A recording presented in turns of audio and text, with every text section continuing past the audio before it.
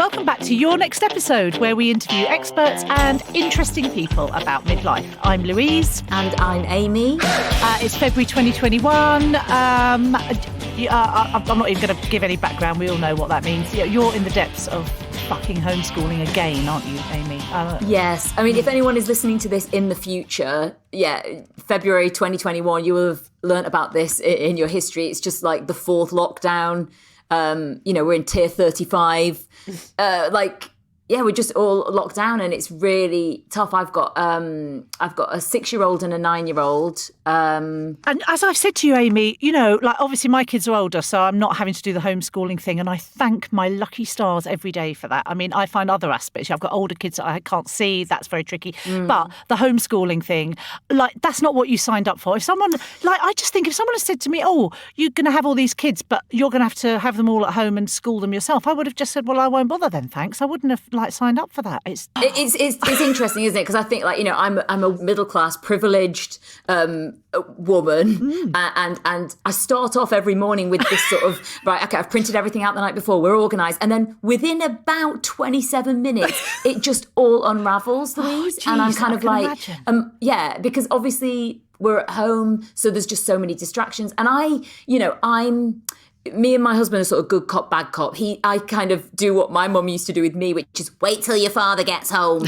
And he's obviously in we've got he's already home. We've got we've got a separate building with like an annex in it. Again, very, very lucky. And I do have this sort of, is it sort of like survivor's guilt where I feel sort of like, God, I shouldn't be complaining. I should just be getting on with this because no, I don't agree with that. I don't agree with that. We've got devices. Yeah, we've got a printer. We've got ink cartridges. We have all the things that we need to be able to do it. And I just think, God, can you imagine if you're sort of like, I don't know, trying to work a few jobs, maybe trying to work jobs from home. Absolutely. We've got 3 kids, but I still phone. think you're justified in feeling, the way that you're feeling. It's like, it's just really, really hard, isn't it? It's very hard. And I think, for me, I've just kind of like sent emails to the school saying, hi, for my own mental health and the mental health of my children, we will literally just be doing what we can do when we can do it. Yeah. So just take all of your sort of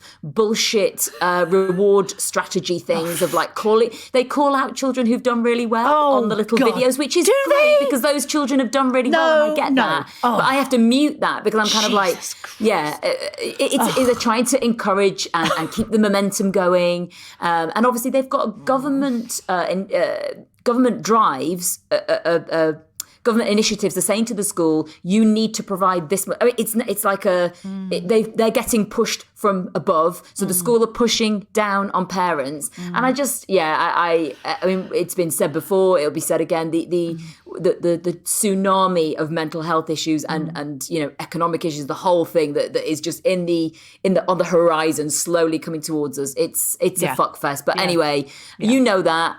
Our listeners know that. So how are you doing, sort of generally? No, I'm fine. I've got older kids, some of whom have, the 3 older ones obviously aren't at home anymore, and I haven't been able to see them. And then I was supposed to see them at Christmas, and then they couldn't come, and that was all. So that's been, and I'm finding that very hard. But that won't be for much longer, hopefully. I mean, it's like we're sitting on the M42 in like a massive tailback. Bumper to bumper, everyone's got their engines off. People are getting out, having picnics in the lay-by, and just we're stuck, and it gets claustrophobic sometimes. You think, I can't get out. We can't. There's just no way out. But eventually, the traffic will clear. Eventually, we will look back and go, God, can you remember when we got stuck? Yeah, absolutely. But we had a real lift this January in January when this week's guests said yes to our invitation to join us today. So we're going to be joined by Jenny Eclair and Judith Holder. We are massive fans, aren't we, of their podcast, Older and Wider.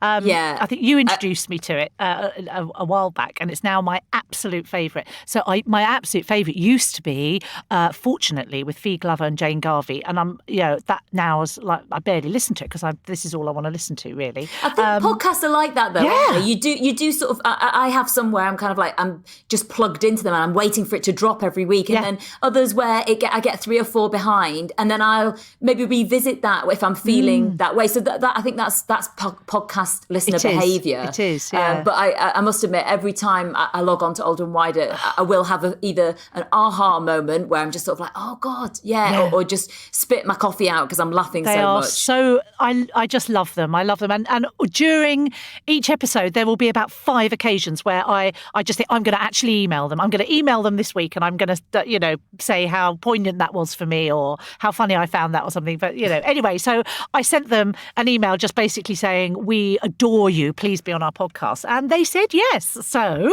I'll quickly go through their credentials. So Jenny Eclair has been a stand-up comic for years. She's written critically acclaimed novels as well.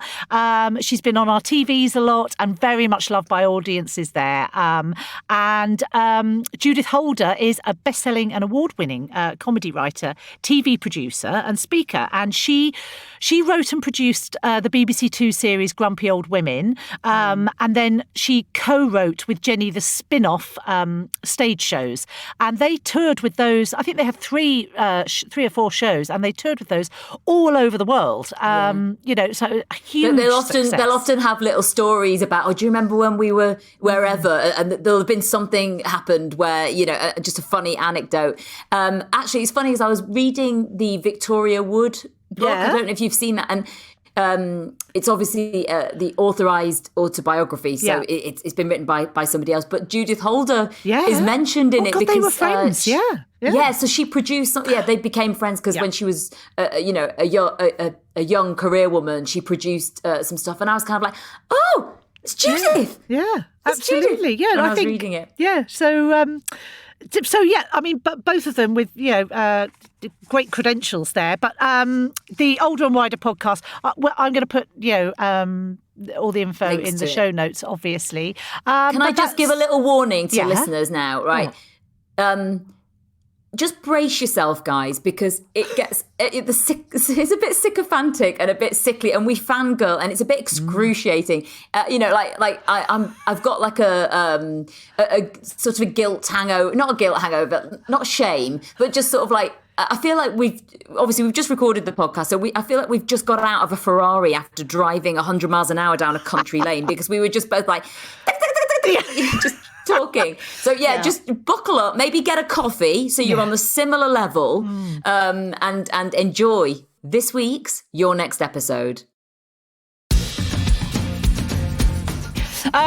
Okay, so let's just get straight into it, shall we? I haven't got a hanky. Do you need a hanky? Yes, I can imagine. No, grab a hanky. I'm going to have to check. I've got one now. You've said that. Okay. Oh, you've got one. Okay. Can I just, I think I was very gushing in my email. Like that? What? You liked that I was gushing? We like that. Yeah, that's why we're doing it. Right, brilliant. Good. Because, and just to sort of clarify our adoration, so when we first started the podcast, Aimee said to me, if you ever manage to get Jenny and Judith on, I will not be able to hold it together. And we were like, yeah, well, that will never happen. But then we've had some sort of quite big names. So I plucked up the courage to get in touch with you. But the trouble is, and I need to explain, is that ordinarily we record together and we would be able to kick each other or something if one of us gets a bit giddy, with it all. But now we're having to record remotely. So you get as giddy as you like. Okay, we are going to attempt to rein ourselves in a bit and not embarrass ourselves too much. So, I've given my 2 children Valium and put them in a cupboard, and I've had a couple of Pro Plus, so we are good to go. But let's keep a lid on it, Aimee, okay? Be cool. Remember we talked about be cool. Yes. No, you really don't need to. How old are your children, Aimee? So I've got a 7-year-old and a 9-year-old. She's almost forgotten, hasn't she? You noticed that. She had to think about it. Who are they again? So this is your version of homeschooling, is it? Yeah. It is, off for a quick podcast. Well done. I know. And I audaciously called it work on the WhatsApp group. Can you imagine? I can hear the eyes rolling from the other parents, like, fuck off, this isn't work. Is it paying the bills? Today. No. No, there's no such thing as paying a bill with a podcast. Judith and I know that. Well, we're very happy to be with you anyway, ladies. So you fire away and ask us anything. Okay, brilliant. Judith's a liar, by the way. She's a liar. I'll be taking everything she says with a pinch of salt. Oh, what? Yeah, you're right, actually. Go on then. So, welcome to Your Next Episode, Jenny Eclair and Judith Holder. That's the official line. I've got to say, Louise and I are both massive fans of you. We love your podcast, Older and Wider. I am actually an OG fan. Packet of 3 was my introduction to you, Jenny Eclair. I would have been about 15. Yeah, the wrong thing for you. I in my life, I meet people who first watched it when they were sort of between 13 and 15. And they always start that conversation, the Packet of 3 conversation, with, my parents didn't want me to watch this, but I used to sneak down and watch it because it was really unsuitable. It was really unsuitable. Yeah. That's why they liked it. Yes. Absolutely, yeah. Even I'd look back at it and cringe a bit. I got the worst review of my life for that show, which I still remember because I've got very thin skin. Judith and I both have very thin skin. And just to warn you. We can't take criticism, but the criticism for Packet of 3 in Time Out read like this: may God forgive all those involved in this Texas-sized turkey. Oh, my God. That's spectacular. Wow. But look at, where are they now? The person who wrote that. Where are they now? And look at you. They've probably done quite well because it was a nice turn of phrase. Probably in Hollywood writing films, But you do reel back from criticism, don't you? I remember I was in W.H. Smith at a train station reading that, and I remember coming over all faint. Anyway, there we go. Onwards, ladies. Oh, do you know what? That is inspirational to me as a comedian starting out, and just sometimes the folded arms on Zoom that just haunt you at 2 a.m.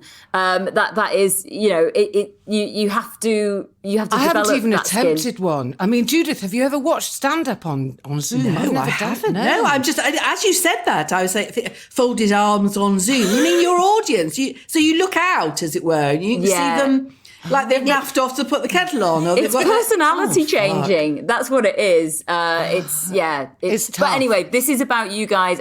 So could you tell us about how long you guys have been friends and how the podcast came about? Over to you, Judith. Shall I? Yeah, okay. Yeah. Well, how long have we known each other? I suppose we've known each other for... Yeah. All right, okay. I suppose... do it might be 20 years when I'm saying that. That sounds ridiculous. Wow. It's the beginning of Grumpy Old Women, because I was the kind of chief head girl on Grumpy Old Women in the days, when I was sort of quite important, really. Judith was the producer, for anybody who doesn't know. She was, being properly efficient with the clipboard and quite grown up in those days. All the things. Yes. And taking all your shit, the whole cast, not just you, Jenny, but everybody who's involved in it. Yeah, well, I suppose what I did is I encouraged people to kind of, let it go. Obviously grump, have a kind of grump fest about things that were pissing them off. And sometimes it was really quite, all right. But anyway, yes, booked Jenny. So when we started, I kind of thought, well, if I've got Jenny Eclair, then this is going to be good. And I do remember meeting you, Jenny, and I've told you this before, but you were a bit, there was a kind difficult. You were a bit difficult. There was a sort of monster, because celebrities, there's always the monster underlying. The talent, isn't it? There's talent, yeah. And yes, you had a bit of it. You blew a bit of a gasket. I was expecting it for restaurants, but wasn't expecting it for you. Blew a gasket about something in the back of the shot you did, little madam, that you were. It was because, it was about aesthetics. I know, I was being a twat, let's face it. But it was quite important to me at the time. The thing is, I got that call to do Grumpy Old Women, and as all our careers are, they go up and down, don't they? I mean, I hate to use the roller coaster metaphor because if I use it out loud, I will have to punch myself. But they are. You didn't say journey. Jenny, you did not say the word journey. Oh, it's been a journey. It's been a journey. We're all right with roller coaster up. We're all right with roller coaster. Yeah, but there are some stages in your career where you just go, oh fuck. So it's all gone a bit wrong, hasn't it? And I got the call for Grumpy Old Women, and I thought, well, the cheek. I don't think it's quite 20 years ago, but I think I was about 42. It's really easy to age me because I was born in 1960. So I think I was in my quite early to mid 40s when we got Grumpy on the television. And literally, I really needed the money. But it was very obvious that Judith and I got on very well because they did a Grumpy special and she approached me, and I've got no sense of humour about certain things, Novelty hats are one of them. And she approached me with a Father Christmas hat. And normally I'd go, oh, fuck off. But I accepted. And that was the moment where I thought, oh, she can tell me to do anything. Yeah. Oh. But then I think people need to know that Judith wasn't just the producer on Grumpy. In the shows, she was on Sort film. of the every woman, yes. The every Oh, woman bless on you. film. That's very sweet of you to say, Jenny, yes. Well, So no, it's what yeah. made the difference between Grumpy Old Women and Grumpy Old Men is that you went the extra yard with Grumpy Old Women and filmed these sequences in your house. Yeah. That There gave were an no insight. boundaries. There were no boundaries. I it was my husband, my children, my mother, my house, my knickers, my bath, my You sort of cupboards. predated the Kardashians. Yeah, it was. It was a totally Holder Parker household.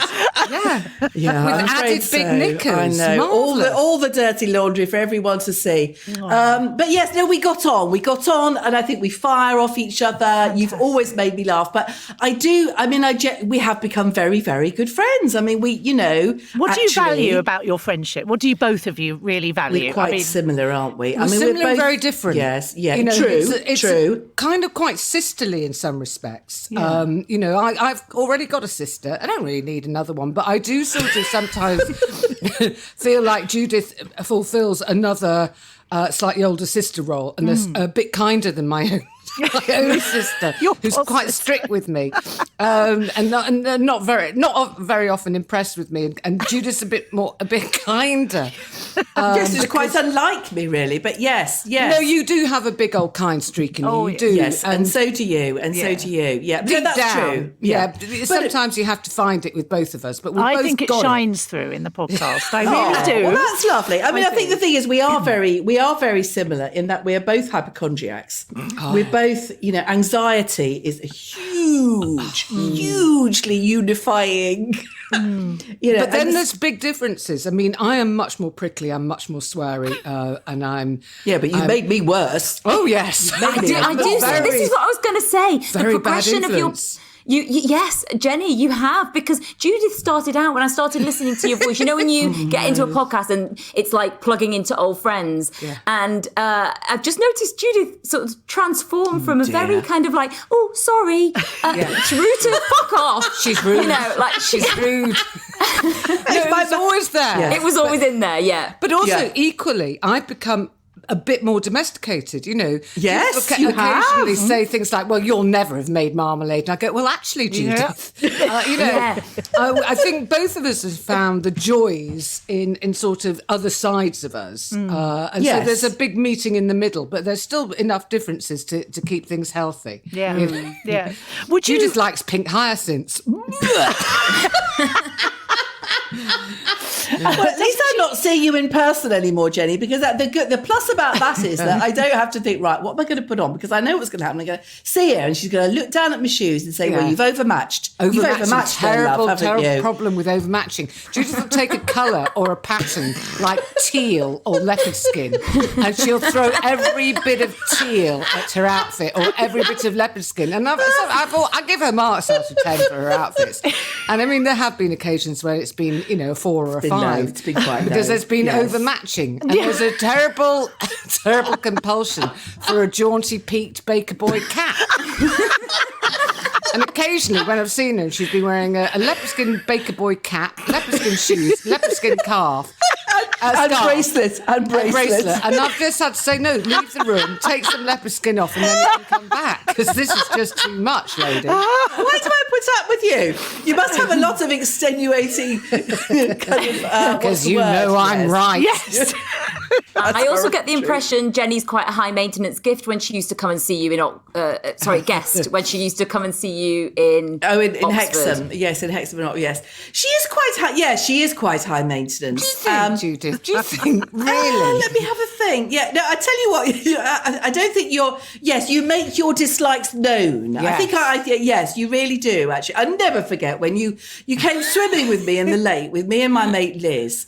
And it wasn't even at the end of the swimming season, frankly. So it was shoulder cold. Do you know what I mean? Yeah. Wasn't too bad.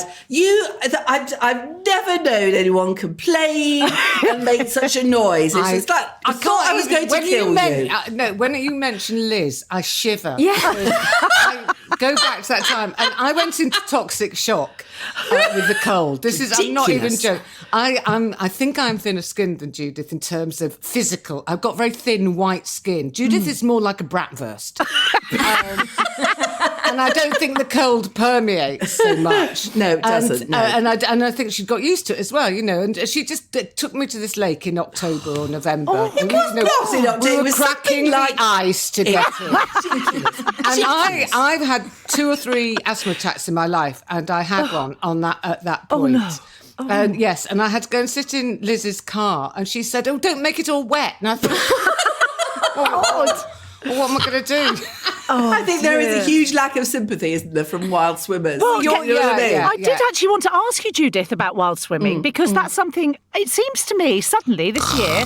no, Jenny, just let me for a minute. Okay. So, all across the country, and it's middle-aged women seem to be embracing it. You've got Susanna It's Constantine, just swimming. It's Lorraine just swimming, Candy. for fuck's sake. What is Such a it? spoiled Is it sport. that it's... But is it... There seems to be like this sort of... I know there's a link to something to do with dementia, isn't it? And helping with Alzheimer's or something, and helping stave that off. I think I read somewhere. I think there's a lot of, there've been a lot of articles about but what it being is it? good for But your also immune women system. talk about it being really like bonding, and they all bond with each other, and it's so wonderful. That's what I can't stand. No.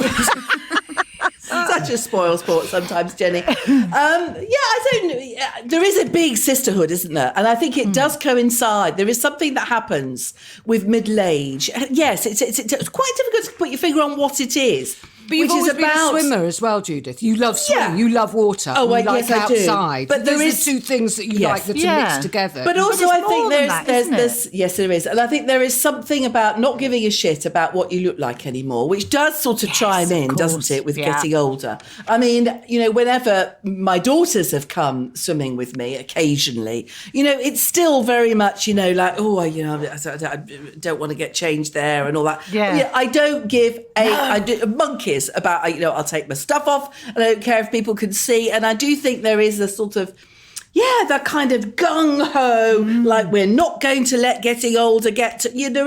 There is a kind of bravado, and it is quite female, I think. Like, it's the one thing that I do. So, you've got to be really started, haven't you? It's the one thing I do, I think, which makes me feel like I'm a bit, yes! Yeah. she don't likes lighting jog. fires as well. She Oh. has a slightly sort of arson streak. in her. Hardy. There's there's a girl guy streak in her as well. Yes, I there wouldn't is. trust her. I wouldn't trust her that much. It's not Brownell. What's the one that's more senior than Brownell? There was another one, isn't there? Arcada. Yeah. Arcada. Arcada might be... Oh, God. Who was that? Was that Louise or Yes, Aimee that was said Louise. Arcada? Oh, my God. I thought she said Welcome to the Arcadia. older and wider. But yes, I think that is that it's possibly, isn't it, something about getting older and not caring what people think of you anymore, and just thinking, do you know what? Yes, I can do this. Yeah. She's a really slow swimmer. Can I just Yeah. say that? I can thrash her. Give me a normal pool, an indoor pool. Yeah. Nice, soupy, Give me hot a indoor heated, pool. heated luxury pool. Yeah. Yeah, not gonna say luxury. that. I'll take her down my local pool when they're open, and I'll thrash her. Yeah. I'll thrash her in her length. Yeah. Easy. But I'm hearing loads of, it does sound like lots of middle, I hear that a lot as well, that it's slow and, there's no, I don't think it's meant to be slow. I like showing off. So I can't tell you how often I've done, in the olden days when one did go to the odd, event, I would often say, yes, well, of course, I've, been wild swimming this way. Really? Oh, yes, there's a good, there's a circuit, a kilometre circuit. I don't say that, I've just pootled up and down. Yeah. But also, you do Terrible. live in the countryside, so there's somewhere to go. I mean, it's quite hard wild swimming in the middle of Camberwell. Give me a You could break. go to that Lido. Don't start that. There's a Lido not far from you, actually. There is that. Yeah. Yes, there is that. I think I there got is, Jenny. traumatised there because I went there a couple of years ago and I was stung on the face by a bee. Oh. I think you've made that up, haven't you? I didn't, Judith. I did not. It wasn't my face. Okay, she can see right through it. It was my shoulder. I was half lying. She spotted it. I lost confidence halfway through the sentence. I thought, I'm going to lie here. That didn't quite work, did it? It was actually an ant bite on the ankle. That's right. She's graduated it up the body. So I would love to speak to you about something you discuss on the podcast quite a lot. Obviously, your children... Coleslaw. Coleslaw. Oh, my God. I think we talk about coleslaw more than our children. I hope we do. Unfortunately, Judith's new bloody dog has taken over the coleslaw. God, Poppy, yeah. Yeah, Poppy. That's another bullet point on my list. But let me just talk about empty nest syndrome, because I think a lot of our listeners are at that point where maybe the kids are just about to go. Obviously, this lockdown has kind of shackled them in, hasn't it? Could you give us some insight into, is it heartbreaking, that empty nest syndrome, or does it feel like, a natural progression and actually quite liberating? I guess we're through this, aren't we, Judith, in some respects? I mean, I think when it was happening, and our daughters are very similar age, really. There are 3 between the 2 of us. Judith's got more than me. It's not really fair. Maybe she could give me half a child back. So Sienna is Sienna 32? Yes, well done. Then comes Phoebe's 31, and then comes Judith's Ellen, who is 29. So they are sort of quite similarly aged, but they're sort of, they're at different stages in their lives. I think that, yes, when the university days, and there's that sort of huge grief when they go to university, but it's very different now, and it's so tragic for the students. It's so hard for that generation, and it's so hard for the parents, because I think what's really difficult, to be serious for a second, is that dealing with your children's disappointment is a really painful thing. And it's very hard to say the right thing without pissing them off even more. Because really our job is to soak up their grief and anxiety and upset, but we can't help but go, but have you thought of doing this? Yes. And really we need to sort of step back and just let them be very, very angry, because it is something to be incredibly traumatized by. It's a really traumatic thing for so. I mean, let's face it, Judith and I are in a very easy position for this for lockdown, aren't we, Judith? Of course we are, absolutely. But it is all relative, Jenny, just to get serious with you. It's all relative, because I think that sometimes. I think, oh, God, we've got a garden, we've got a laptop, the kids are okay. You think about people who are just sort of in a flat with one phone trying to do homeschooling. And then I think, well, and just as you said there, it's relative. Your lives have stopped. Everybody, we're all in this sort of thing. But I think particularly our girls. But I think what Jenny's saying is right. I think particularly for our girls, I think that gut-wrenching, as you say, disappointment. And disappointment, after all, is a really strong word. I mean, it is, isn't it? It's not that kind of thing, like their lives are on hold and, they're stuck. And you can't fix really it. Nobody. No, you can't fix it. Exactly. You can't fix it. You can't go and buy them really a Barbie tough. or something, a toy from a garage, which is what I used to do when I was on tour all the time. Yeah. I was like, slightly pissed because I get compensatory gifts on the way home from gigs. I was very guilty of that. But I think Judith and I, we put our hands up now and say, we spoilt our girls rotten. Because we were both working mothers, so there was a lot of overcompensating and sort of, the worst thing I ever did for Phoebe was probably, her 7th birthday party with one of those ridiculous stretch limos and all that shit. Yeah. I mean, basically, I might as well spray painted this limo with guilty mother. Down the side, and it's a wonder she's as normal and high functioning and lovely as she is. Have you met her? Fucking hell, Phoebe. Oh, she can be hard work. That one. She's quite strict with me, actually, Phoebe. But when she's also the best thing in my life. As we're both Judith and I are adoring of our daughters to a sort of terrible, terrible degree. And yes, I do think that both of us went through some awful empty nest stuff, and that the sniffing of the dressing gowns and the sitting in their bedrooms, and I still do it, and I still miss Phoebe, the physical feeling of Phoebe.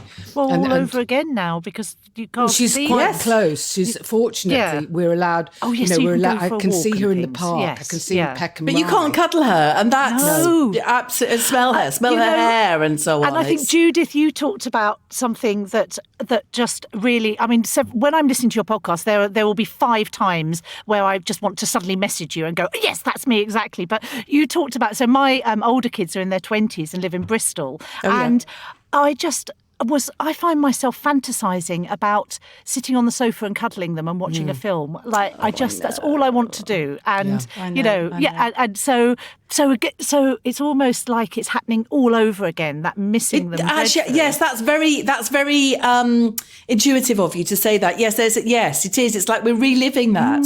Absolutely. But what I would say is that, because I think I'm older than all of you, I'm usually the oldest these days, and I am older than Jenny, so I'm further on that sort of continuum. And then now I can feel, if I'm honest, I love seeing the girls. I mean, I absolutely adore, in the days when they could come here and so on.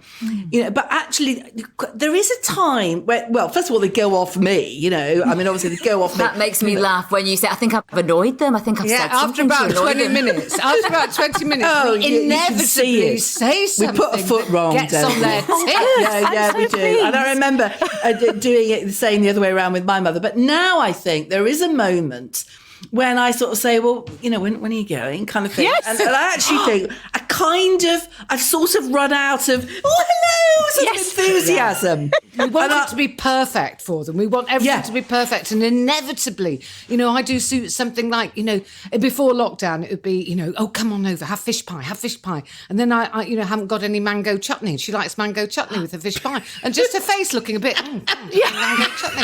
And you think, oh, fuck off to your own family.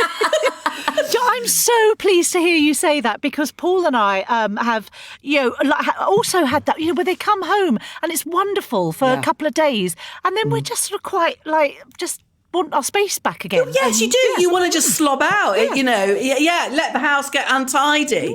And as you say, Jenny, you don't have to sort of put all this energy and effort in to make it really good, just lob about. Yeah. That said, I mean, also the thing is that the imprint of your child in your arms is quite strong. You can conjure it up. I can conjure what Phoebe feels. Oh, Yeah, I can, because she's smaller than me, so I can feel what it feels like to have somebody that size and shape in my arms. I can conjure it. Yeah. You see, I've just substituted for Poppy now. Yeah. That's what I've done. I've transferred all my kind of mothering skills to the bloody dog. You have a bit, fucking Judith. dog. Yes. I've seen pictures of it in her. I'm sorry. I'm so sorry. Her in her special coat, which sort of just has like her arse hanging out the back of it, which is hilarious.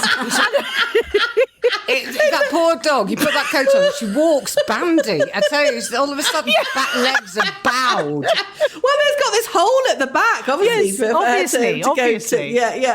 But I did catch a glimpse of her from behind. And you remember that Smack the Pony sketch about when she goes to the swimming pool and she hasn't done the bikini line, and it's all like great thing. It's a bit like that. I felt like I might take the scissors there.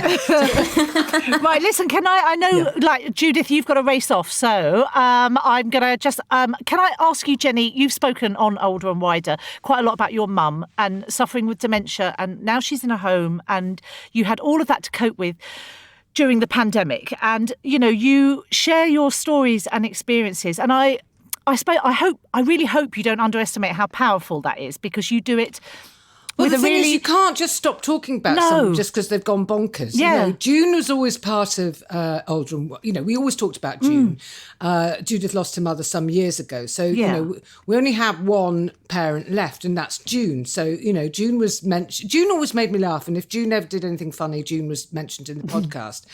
And obviously, when lockdown happened, we couldn't see her, but she seemed to be coping really, really well. I mean, I can't tell you how quickly this happened. And that was the real shock to us, was basically she went downhill like a tobogganist, on a luge in the Olympic Games. I've never known anything happen so fast.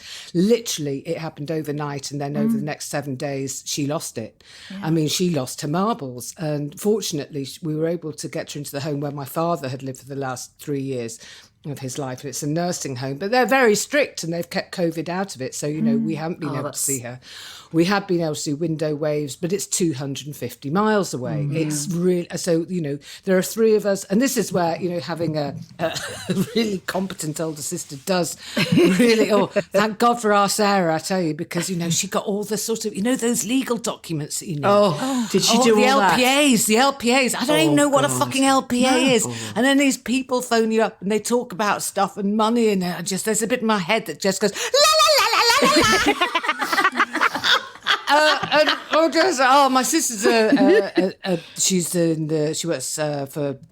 judge, but only on small stuff. And my brother's a barrister, but he's a bit clueless. I don't know how he did it. I think he cheated. Are you all down south, Jenny? Yes, we are. That's difficult, isn't it? Yes, it is. But my brother weirdly has a trial up north this week, so he was able to see her yesterday. Oh, that's nice. And has she had the jab yet? Yeah, she's had a jab. But my brother had a new dog, and apparently my mother, in this home with the window thing, just wasn't that fussed about seeing my brother, and certainly not that fussed about seeing his wife and our Daisy, who's my niece. She got a bit confused because Daisy looks very like my daughter Phoebe, and I think she got a bit confused about who's who there. But the dog, absolutely. Ben said she really lit up over the dog. Really? Yeah, Enzo, who's this really sweet little whippety kind of thing. It's not a whippet, but it's like that. And I just wished it'd been allowed to go in, because I think that would have been... Oh, yeah. But yes. Do you think, Jenny, that her dementia, I mean, this is stating the obvious in a sense, and I never really asked you, but do you think it was hastened by... Totally. Yeah, and that must have happened a lot, actually, mustn't it? Yeah, I do. Yeah. I just think that... that corona and the not being able to see people, and I do. I think it speeded it up. But I just literally did not expect it to happen. And I tell you what's weird about someone with dementia, and this might help or hinder some people, but it's a warning, is that your mother will sound exactly the same. And June was a very bright, very practical, sort of no-nonsense woman, and so she sounds exactly the same. And you just sort of... And then you listen to her and you think, well, why is she talking daft? Yeah. And there's a bit of you that just wants to say, now stop it. Stop that nonsense now. Yeah, snap out of it. Absolutely. Out of it. I remember that with my mother. Getting really cross with her. Yeah. Exactly. But your mother's was a gentler sort of slide down, wasn't it? She started doing odd things, but then there was sort of... chunks of time in between where she was... Well, she was perfectly all right. Yeah. I mean, of course, that brought sort of difficulties in itself. But yes, it's very hard, isn't it, when when basically your parents start to sort of fall away, really, whether literally or, metaphorically, it's bloody tough. It's a tough one. But we talk about, I think, the older generation, don't we, quite a lot. And obviously, as you get older, I think... I mean, this is, again, this is not an original thought, but you do... I miss that generation, and I miss... I think you treasure and realise how much they had to offer, and that their company and their fun and... and their experiences, which go with them, don't they? They disappear with them. And you forget their stories. to ask. I used to go see my mum, and I used to on the train up. I'd think, right, you've got to ask her about that. What was she actually doing when she and my dad lived in Cyprus? What were they actually doing? Yeah, and what did she? Or just how did she actually catch polio? Was she youth hosteling like my sister thinks, or was she in a cinema in Blackpool like I think? Yeah. Ask the questions. Take a notebook. Write things down. And of course, I'd get up there, and there'd be some distraction. Like she'd put the television on, and she'd go, "Oh, I don't like Fiona Bruce's blouse." And you go off on a tangent about that. And you go off on a tangent, and you'd start thinking, you can't say things like that. And then all of a sudden, that mood would be broken. All the sort of, Anyway, there we go. But has it made you feel, both of you have been through, a similar thing. So does it change the way you feel about getting older? Does it change anything within you, do you think, this experience? Because you quite so often, Jenny, sound quite reflective. You're very funny and, relatable the way you talk about it. But quite often it feels sort of uplifting in a way. There are pros and cons to getting old. And when the cons get too much, I think I'd quite like somebody to sort of put a weighted blanket over me. Do it nicely. Just do it nicely. Do you know what I mean? But I think both Judith and I do enjoy the perks of getting older, but we are fortunate. Neither of us for a second forget how lucky we both are. And there are great perks to being this age, and one of them is knowing our stuff. And actually, there's nothing I feel ashamed of anymore, really. Not much I do where I go, I did that really badly, it's terrible. I just sort of go, I did that as well as I could. Yes. It wasn't At that time. Yeah. That's interesting, isn't it? Yeah. I mean, I think you do get a sort of perspective, possibly. And experience really helps you do stuff as Yeah, it well. does. You know, you're It just does. better at doing some things. Yeah. I just wish I suppose I had respected those things in my mum when she was here. I think I did in my dad, but I think there is something really, really fundamental for women to lose their mother. And I do remember sort of when she actually died thinking, well, you know, I wasn't expecting that. What? Yeah. And I wish obviously lots of people think that, don't they? But I wish I'd kind of, I don't know, appreciated her more when she was here. But then it's, you know, she did live with us. Yeah, but she lived with you, She Judith. lived with us, so that She was lived with probably you, why- so you know, yes. come on. Yeah. Yeah. Anyway. Sorry, that was a somber. You'll have to cut that.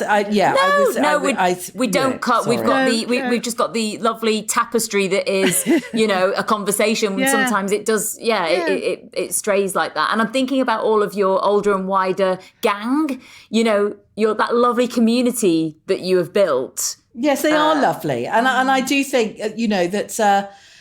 We do get as send much us lovely from them. emails. Oh, Yeah, don't they yeah, just? we do. They do. Of course, we And- can never remember the email address. No. Which is, oh God, it really. There's a slight difference between the Instagram account address Yeah, and I know, the that's very, email. And very, there's very it's challenging. Something. Judith and I, neither of us are stupid women, No. but on this account, It's we a real really are. stumbling We just block. have no idea. Absolutely, just go. There's something that's gone in Having one to ear look and at- out the other. I've got it written down on a tragic little sticky on the front of some file. I can't remember. I can't commit it to memory because memory banks are full of other shit. Yeah. But at least you know that when you do get an email from one of your listeners, they've worked fucking hard. Yeah, to they actually have. They have. research and Yeah. find out. Yeah. But I think we get as much. I think it's very good for us, isn't it? Very much so. But It provides a spine to the week as well, because weirdly we actually do a little bit of prep beforehand. We both write notes about what we've done in the week, so we don't sort of just sit there going, "Oh, I was going to tell you something, but I can't remember what it was," because that is the alternative. So if we're recording on a Thursday, on Wednesday we do a little bit of prep, and then Thursday there's the chat and the record, and then we listen to an edit, and we make if there's any changes tucks to be made, we make those notes. So in a time when there's very little work around that you can do, it's nice to have something weekly that gives you an outlet to show off. I mean, I show off to Judith, she shows off to me. It's pointless.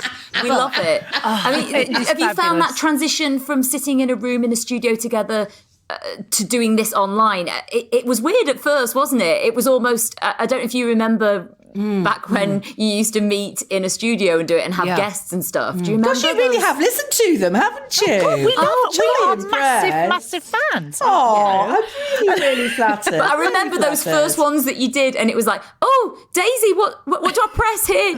And now you're just like on and slick, and it's funny how we adapt, isn't it? Oh, it's worse than that. I mean, you're being really kind. There was about 4 weeks when behind the scenes there was pitiful text, especially to me, from Daisy with kind of circling, like screenshots. Press that.